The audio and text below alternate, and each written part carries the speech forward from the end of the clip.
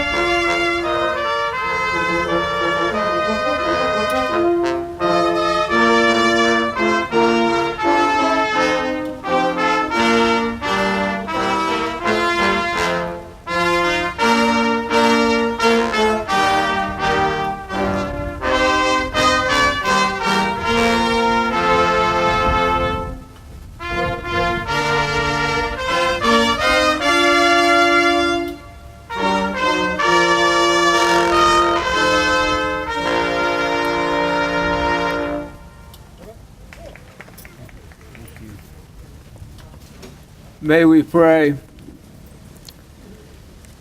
Lord God of hosts, stretch forth, we pray, your almighty arm to strengthen and protect our military forces.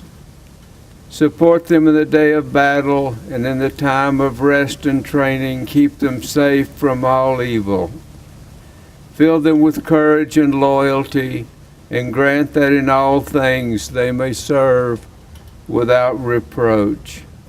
Above all, grant to our veterans, those serving in our armed forces, their families, our political leaders, and to us, the citizens of this great country, give to us the serenity to accept the things that we cannot change, the courage to change the things we can, and above all, may we always have the wisdom to distinguish the one from the other. So let it be. Amen. Ladies and gentlemen, we are Rolling Thunder Incorporated, Chapter 4, Tennessee. Thank you for inviting us here to participate in your ceremony to memorialize our nation's veterans, as well as afford us the opportunity to get our message out about the plight of the POW, MIA, and veterans' rights issues. Rolling Thunder Incorporated is a national, veterans-oriented organization comprised of state chapters with members dedicated to working on issues for current and future veterans and for POWs, MIAs.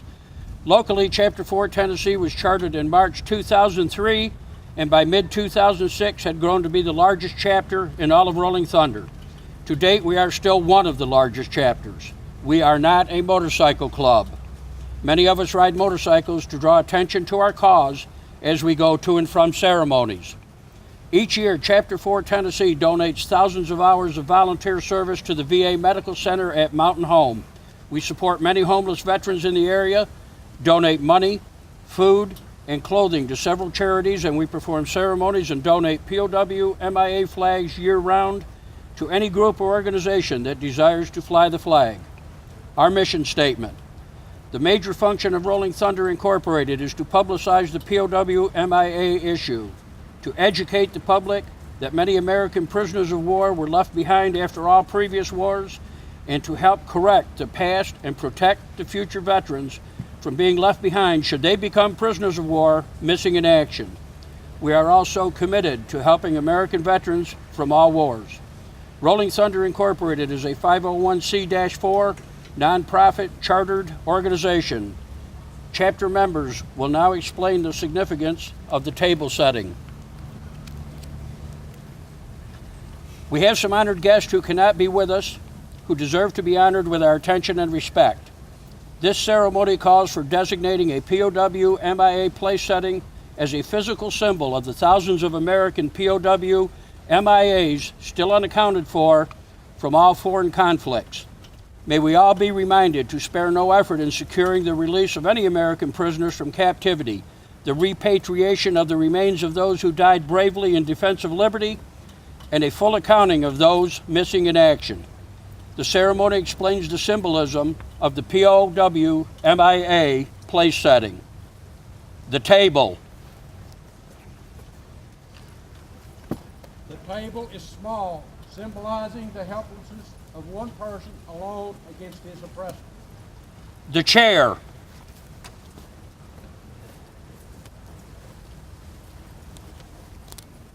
The chair is empty, for they cannot be here. The cloth. The tablecloth is white, for the purity of their intentions in responding to their country's call to arms. The salt. The salt is symbolic of the tears shed by those who wait. The glass. The glass is in burning, for they cannot toast with us. The lemon. A slice of lemon is on the bread plate to remind us of their bitter fate. The napkin.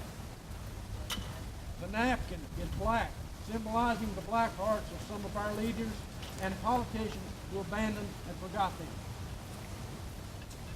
The rose. The single red rose in a vase reminds us of the families and loved ones who kept faith, awaiting the return of our POWs MIA. The ribbons. The yellow, red, and black ribbons represent those ribbons and symbols worn upon the lapels and breasts of thousands who bear witness to our nation's unyielding determination to demand a proper accounting of our POWs MIA. The Bible. The Bible represents the strength gained through faith to sustain those lost from our country, founded as one nation under God. The hourglass. The hourglass represents the eternal passing of the sands of time and is a continual reminder that with each passing day, the chances of a joyous return back home diminishes. The flag. The flag is a symbol of our great nation. Old Glory waves to inspire and remind us of the many brave Americans who paid the ultimate sacrifice so that we may live in freedom. And it represents our entire efforts to achieve freedom, liberty, and justice for all. The candle. The candle is the light of hope which lives in our hearts to eliminate the way home, out of the hands of their oppressor and to the arms of a grateful nation. Remember, we all call them comrades, brothers, sisters, and friends. Do not let them be forgotten, for surely they have not forgotten us. Please pause for a moment of silence in honor of the over 83,000 Americans who are prisoners of war and missing in action.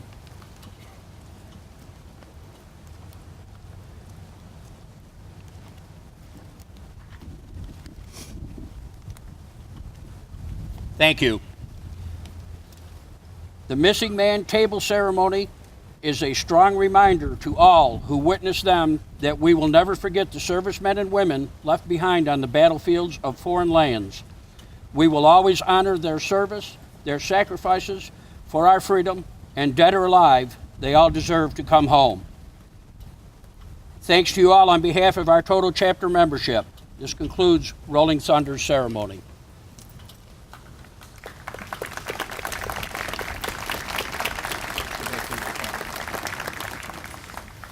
Good morning. My name is Kevin Flannery. I'm Director of Veterans Affairs at East Tennessee State. I want to start by saying this is more than an honor and privilege for me to be able to assist our veterans as they transition back from combat to classroom. We have a wonderful student body of veterans here, and I want to give a round of applause to them.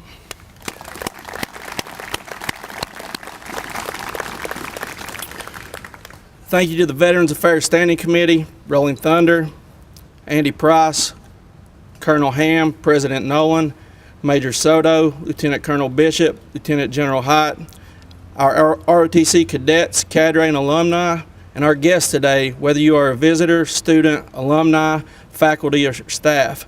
Most importantly, I'd like to thank our veterans with us today.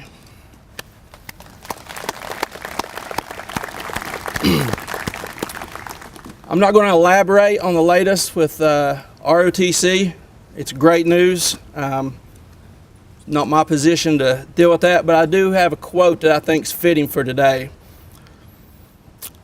With the good news in hand, finally, that we've received, I want to share a quote. If you're ever going to see a rainbow, you've got to stand a little rain. So, with that said, I had a lot of things I wanted to say today because veterans are very near and dear to our heart here on campus, to this administration's heart, and to the community. But what I'm going to do instead is I'm going to share a quote by Father Dennis Edward O'Brien, United States Marine Corps. What is a veteran? Some veterans bear visible signs of their service, a missing limb, a jagged scar, a certain look in the eye. Others may carry the evidence inside them, a pin holding a bone together, a piece of shrapnel in the leg, perhaps another sort of inner steel, the soul's ally forged in the refinery of adversity. Except in parades, however, the men and women who have kept America safe wear no badge or emblem. You can't tell a vet just by looking. She or he is the nurse who fought against futility and went to sleep sobbing every night for 2 solid years in Da Nang. He is the POW who went away one person and came back another, or didn't come back at all. He is the Quantico drill instructor who has never seen combat, but has saved countless lives by turning slouchy, no-account rednecks and gang members into Marines and teaching them to watch each other's backs. He is the parade-riding Legionnaire who pins on his ribbons and medals with a prosthetic hand. He is the 3 anonymous heroes in the Tomb of the Unknowns, whose presence at Arlington National Cemetery must forever preserve the memory of all the anonymous heroes whose valor dies, unrecognized with them on the battlefield or in the ocean's sunless deep. He is the old guy bagging groceries at the supermarket, palsied now and aggravatingly slow, who helped liberate a Nazi death camp, and who wishes all day long that his wife were still alive to hold him when nightmares come. He is an ordinary and yet extraordinary human being, a person who offered some of his life's most vital years in the service of his country, who sacrificed his ambition so others would not have to sacrifice theirs. He is a soldier and a savior and a sword against the darkness. He is nothing more than the finest, greatest testimony on behalf of the finest, greatest nation ever known. So remember, each time you see someone who has served our country, just lean over and say thank you. That's all most people need. In most cases, it'll mean more to them than any medals that have been awarded could. 2 little words that mean a lot. Thank you. So on behalf of ETSU, Johnson City, East Tennessee, thank you to our veterans.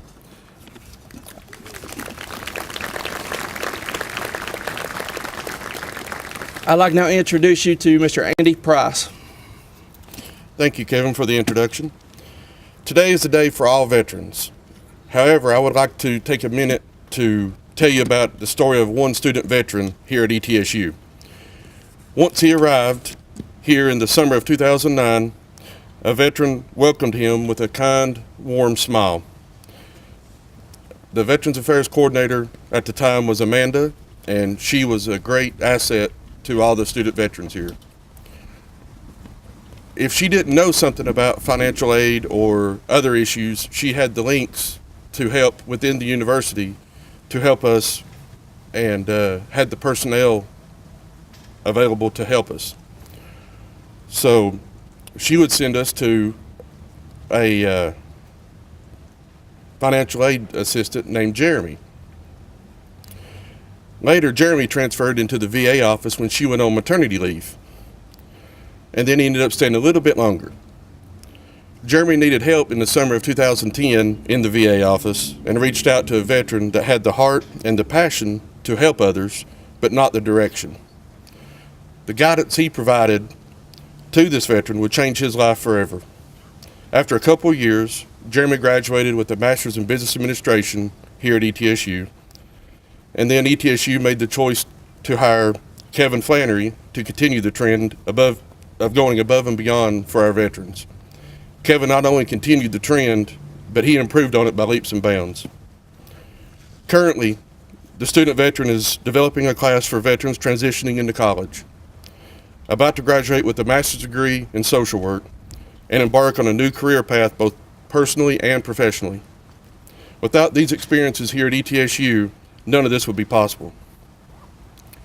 The student veteran mentioned earlier would like to thank everyone that has been a part of this journey that will forever shape his life.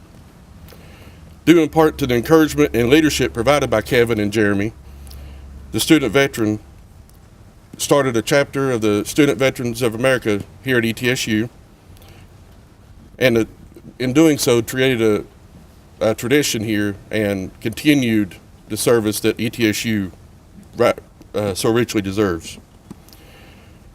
But without the support and the encouragement of Amanda Lasecki, Jeremy Lofquist, Tom Donahoe, Cheryl Burnett, Kevin Flannery, and countless others, the student veteran and the SVA chapter here at ETSU would not be as successful as it is today.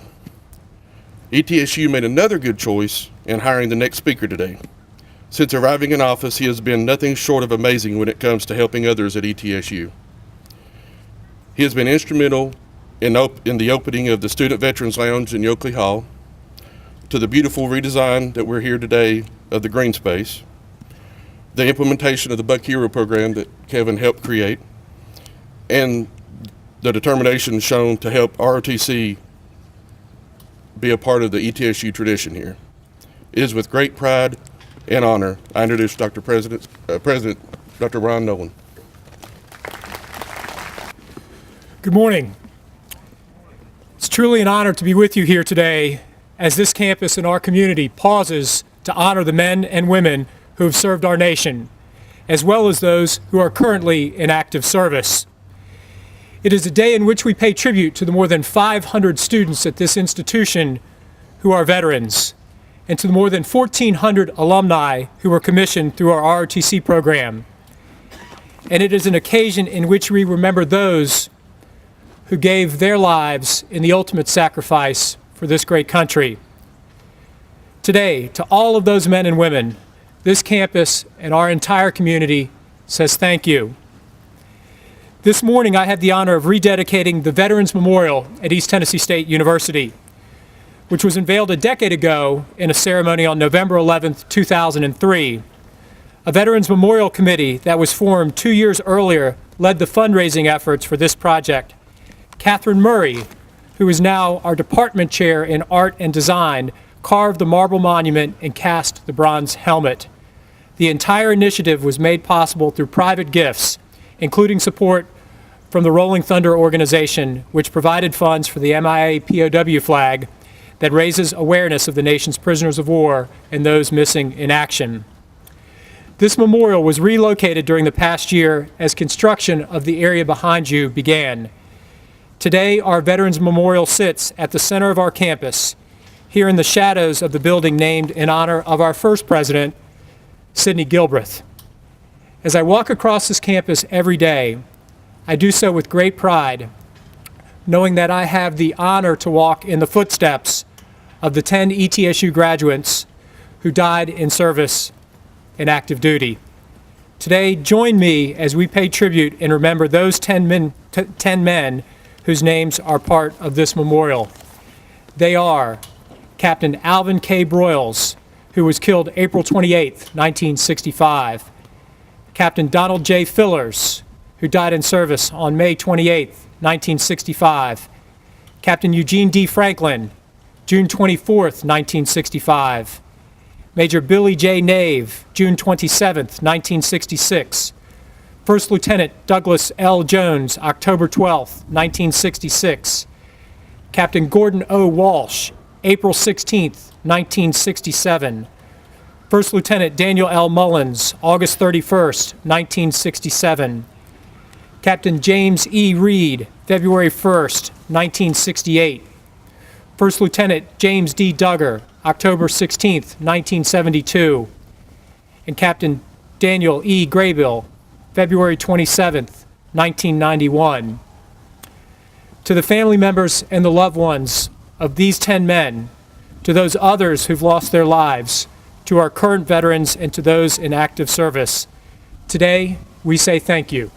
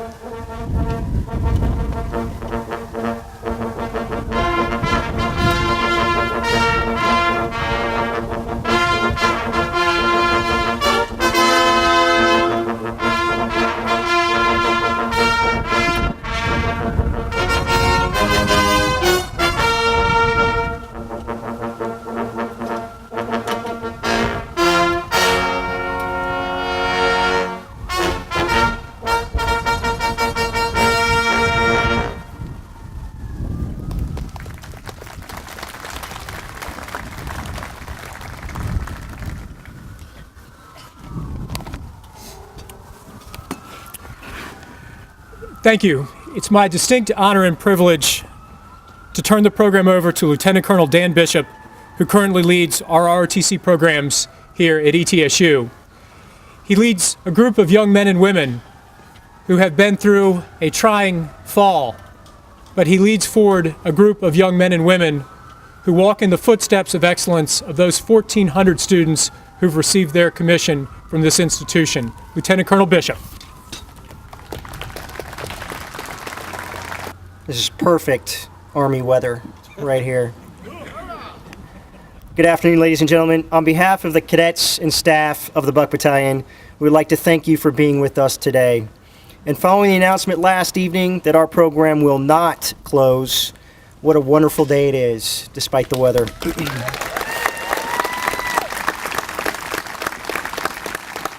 I'd like to take the opportunity to thank all of you. Thank you for your support during this very trying time.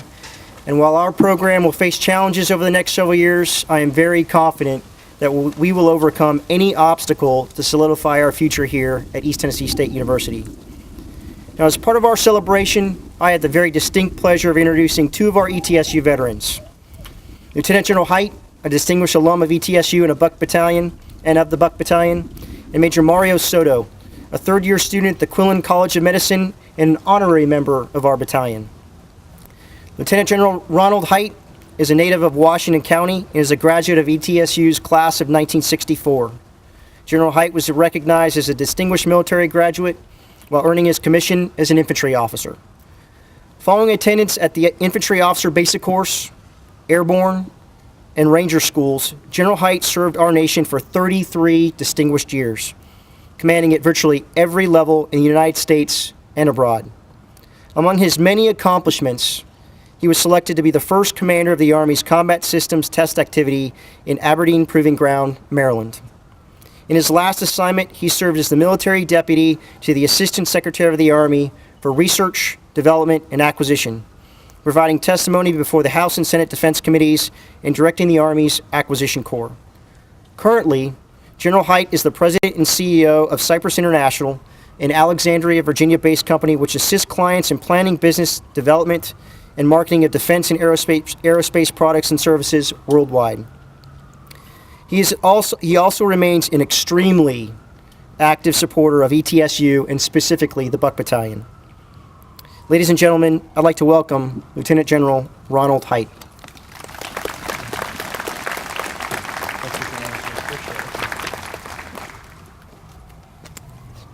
Well, thank you all very much. I have to admit, my good friend Roger Kennedy, who runs our ETSU Foundation, he offered me his hat when I showed up, and I thought about it a minute. I almost took it, but I know how much hair I have versus how much Roger has, so I said, Roger, you better keep it. In the Army, we have two kinds of Rangers. We have the Summer Rangers, and we have the Winter Rangers. Well, I'm a Winter Ranger. So, I love this kind of weather. But I do have to tell you that underneath this shirt, I have my Washington County Farmers Co-op long sleeve shirt and my long handles. So, don't think I'm too tough. Colonel Bishop, thank you for the introduction. I can't tell you what an outstanding job Colonel Bishop has done with our program here. And what many people don't understand that's not in this business every day is that Colonel Bishop really has two chains of command. And when all of this nonsense about closing down our program hit, he had to walk a very tight line, and we talked about that. He has a direct report up through a colonel to a two-star general. Then he has a direct report up through Dr. Garceau through Dr. Nolan. So, and he did just a fantastic job in walking that line without violating any of the trust on either chain of command. So thank you, Dan, for that. Dr. Nolan, I am truly honored to be here to honor these 10 individuals behind us and all those many others who have lost their lives in defense of our nation. And I look out here and I see so many great supporters of this university. Senator Crow, thank you for all your support over the years. And John Abe Teague, who is a staffer for our great Congressman Phil Rowe, thank you, and please pass on our thanks to Phil for all his great work in supporting this university, especially over the last few weeks. What a wonderful tribute this is for those who have served and given their all to our nation. Congratulations, Dr. Nolan, for your vision that resulted in this green space. I have to tell you, back in the 1960s, when walking across here, you always had to wonder if you're going to get hit by a car as you're running from one class to another. But, and also, congratulations and thanks to those who redesigned this area, especially this monument, and got it relocated over here. I can also, I believe, speak for the many ETSU student veterans. Dr. Nolan and his staff are extremely supportive and pay a lot of attention to that program. And I know as I speak for them, they can give their thanks for this. ETSU is definitely a veteran-friendly university, and Dr. Nolan has pledged to make it even better for our veterans. Now, this memorial is especially close to my heart, as several of these 10 ROTC graduates were officers which I served with in some capacity in going through school here or served with in the Army. Captain Eddie Reed, whose name is honored by Buccaneer Battalion and the Captain Eddie Reed Ranger Company, was one of my very best friends through our 4 years of service of school here together and during his short time of Army service. We lived together during airborne school. And I happened to be in close proximity to Captain Reed when he became one of the over 58,000 killed in action during the Vietnam conflict. A conflict which, as we look back over history, makes little or no sense. Next Monday, America salutes and honors the service and sacrifices of our nation's veterans. And this holiday evolved over the years from Armistice Day, proclaimed by President Woodrow Wilson back in 1918, to the present day national holiday celebrated the 11th of each November. Now, I come from a family of Army veterans, going all the way back to Major Isaac Hike, who was aide-de-camp to General George Washington during the Revolutionary War. My grandfather was in France as a soldier in the 1st Infantry Division, the Big Red One, when the armistice was signed. This occurred at 11 o'clock in the morning on the 11th day of the 11th month. World War I was supposed to be the war that ended all wars. Unfortunately, this myth was shattered when the hostilities in Europe led to World War II, which both my father and his younger brother served in that war. Think about this just a second. Looking back over the 238 plus years of our history, we have been engaged in wars or conflicts 155 years of that existence. Think about that. Put it another way, we've been in these wars or conflicts 65% of our time. And these 155 years of conflict have taken the lives of over 1 million Americans, some young, some older. And today, America has over 23 million veterans who have served our nation with honor, dating back to World War II. And many of you veterans are here today. Now, Veterans Day not only honors those 23 million veterans, but is also a reminder to us of their sacrifice and dedication to our nation.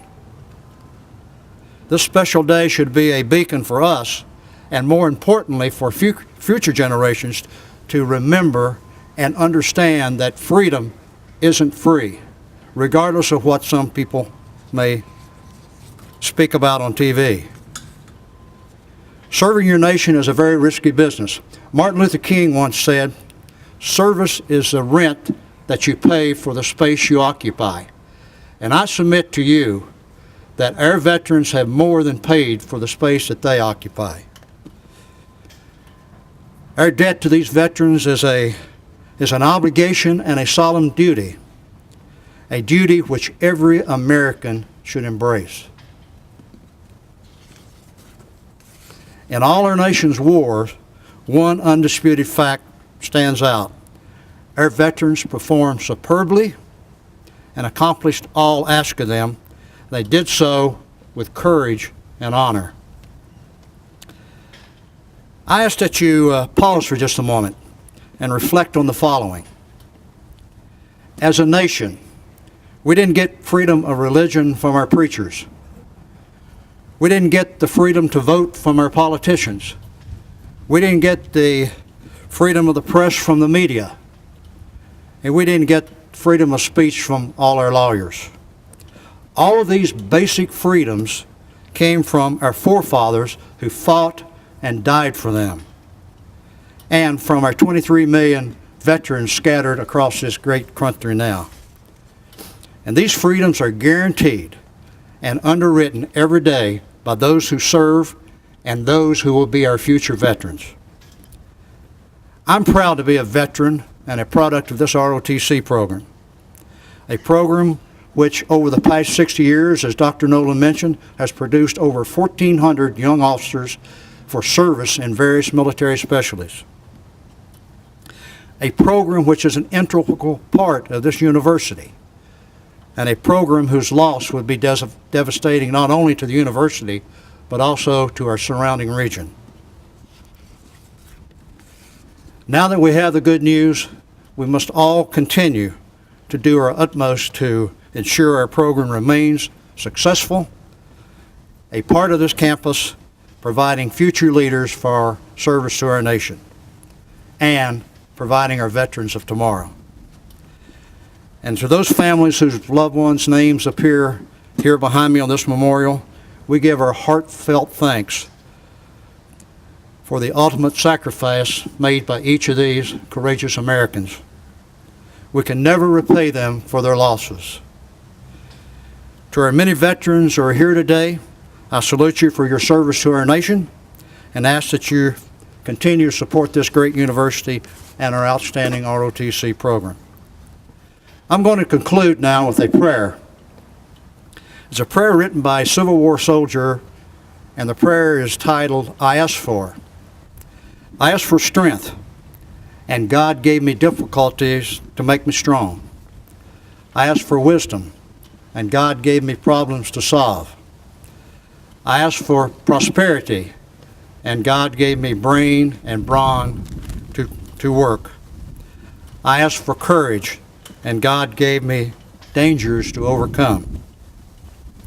I asked for love, and God gave me troubled people to help. And I asked for favors, and God gave me opportunities. I received nothing I wanted, yet I received everything I needed.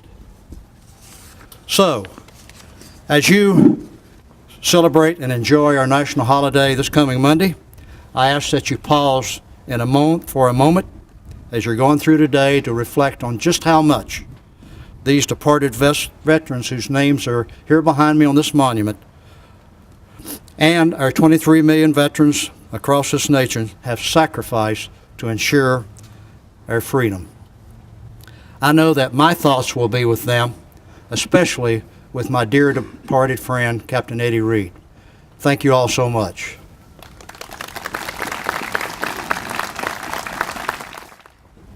Thank you, sir. Our next speaker is Major Mario Soto. Major Soto is a native of Snellville, Georgia, and first entered service with the United States Army as a West Point cadet in 1995. He regrets every day he was not a member of the Buck Battalion. Major Soto graduated from West Point and earned his commission as an armor officer in 1999. He served as a platoon leader and later as a company executive officer and battalion scout platoon leader for the 1st Battalion, 63rd Armor, Vilseck, Germany. Major Soto deployed to Kosovo and later to Iraq in support of Operation Iraqi Freedom in April of 2003. Upon graduating the Special Forces Detachment Officers Qualification Course in July of 2005, he was assigned to 1st Battalion, 7th Special Forces Group, where he deployed to Colombia, Panama, as well as to Afghanistan as part of Operation Enduring Freedom. He then served as commander of Headquarters Company, U.S. Army Special Operations Command, and U.S. Army Special Forces Command from April 2008 to June of 2010. Major Soto is currently a third-year medical student at the Quinlan College of Medicine and will continue his service as an Army doctor upon graduation in May of 2014. Ladies and gentlemen, I would like to welcome Major Mario Soto.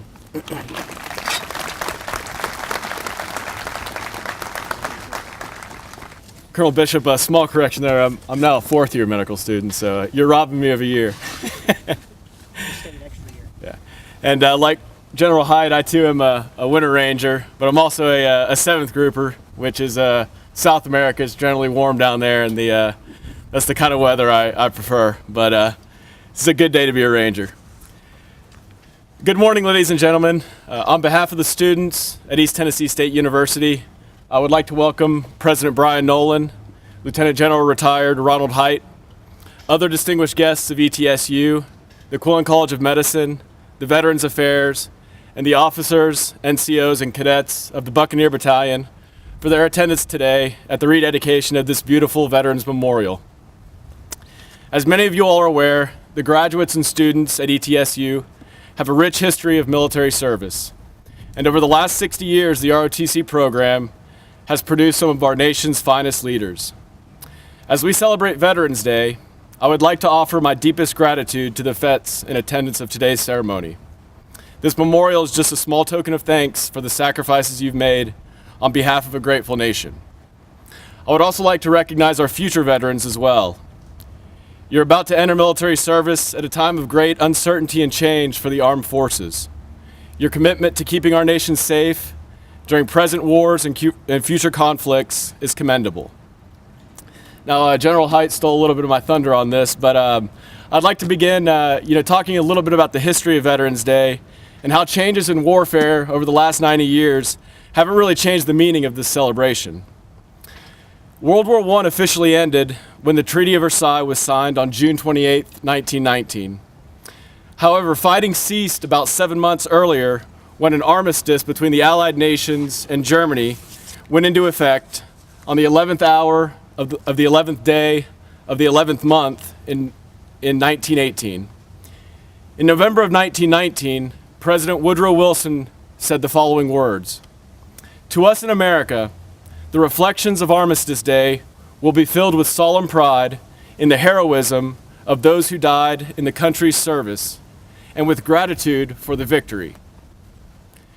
Warfare is constantly evolving, and since the end of the Great War, the nature of warfare has arguably experienced some of its greatest change.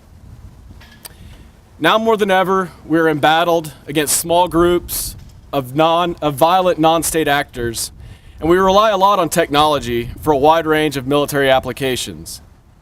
However, there is no substitute for boots on the ground, and as long as soldiers, sailors, airmen, and Marines are sent into harm's way to protect this nation, President Wilson's words will always ring true.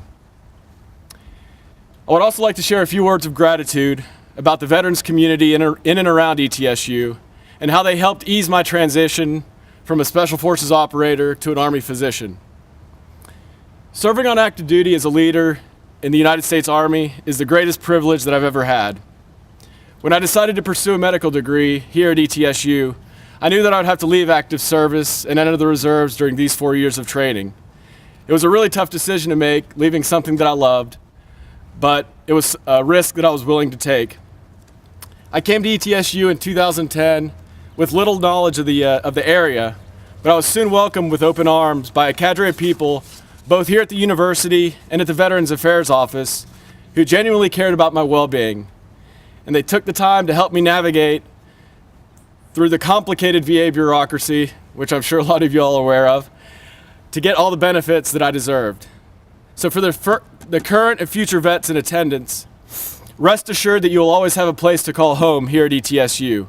The faculty and staff truly care about your well-being and about your success, and the Office of Veterans Affairs does a tremendous job at easing that transition from the military to the classroom.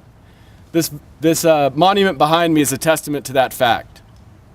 And lastly, I would like to comment a little bit about the ROTC cadets that I've had the opportunity to work with and counsel over the last few years, and the caliber of future leaders that are among our ranks today. A few months ago, I was out on the West Coast at Fort Lewis, Washington for some training, and I was fortunate enough to run into the former cadet commander of the ETSU ROTC program, now Second Lieutenant George Ford. After we exchanged our hellos, he said to me, "I'm on the operations staff for the ROTC Leader Development and Assessment course. It's just the colonel, a captain, and me. They got me working 20-hour days, planning training for about 1,000 cadets, and I can't believe the staff has been cut so thin.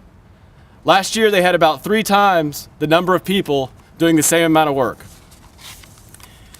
Second Lieutenant Ford had big old wild eyes of somebody that's sleep deprived and surviving purely off of caffeine, and the unsteadiness that we all have when we're thrust into a new position of increased responsibility. So I asked him, "Have they fired you yet?" And he replied, "No." I then asked, "Is the colonel or the captain yelling at you every day?" To which he also replied, "Of course not." I then reassured him that he was doing a fine job and reminded him that of all the recent graduates of the ROTC program throughout the nation, he was specifically chosen for this job because of the leadership that he demonstrated here at ETSU. So to all you future leaders out there, earning rank is the easy part. Succeeding in jobs of increased responsibility that follow, both in the military and in civilian life, is a challenge that you're going to face for the rest of your life. So like those that have gone before you, this memorial should serve as a reminder of the legacy that ETSU has of producing excellent leaders. And this past summer, the ETSU ROTC program had a real unique opportunity to send one of its cadets, who's in attendance here today, to the Special Forces Combat Diver Qualification course. Now, this is a course that rarely anybody in the Army can even get, much less a cadet, so it's quite an honor to even be considered for this school. This is a grueling 7-week school, and it's the most difficult course in the Army in terms of both mental and physical toughness, and one that boasts about a 60% or greater attrition rate, and this is among the finest soldiers in Army Special Operations. So Cadet Dayton came to me and asked if I'd help train him, and he and I spent quite a few hours in various pools in and around ETSU and Kingsport, and we even got kicked out of a pool or two for training that was deemed a little too intense. But this didn't deter Cadet Dayton. He went down to Key West, Florida, and he not only passed the course, but he finished at the top of his class. This is a tremendous accomplishment for both Cadet Dayton and the ROTC program here at ETSU. And I hope that his hard work and his perseverance inspires all of you all to pursue your dreams, no matter how difficult the challenge or how great the odds. I'd like to thank everybody that selected me to speak on behalf of all the students here at ETSU today. And I hope that this beautiful new space will serve as both an inspiration and a reminder for the future leaders of the great military tradition here at ETSU. Thank you very much.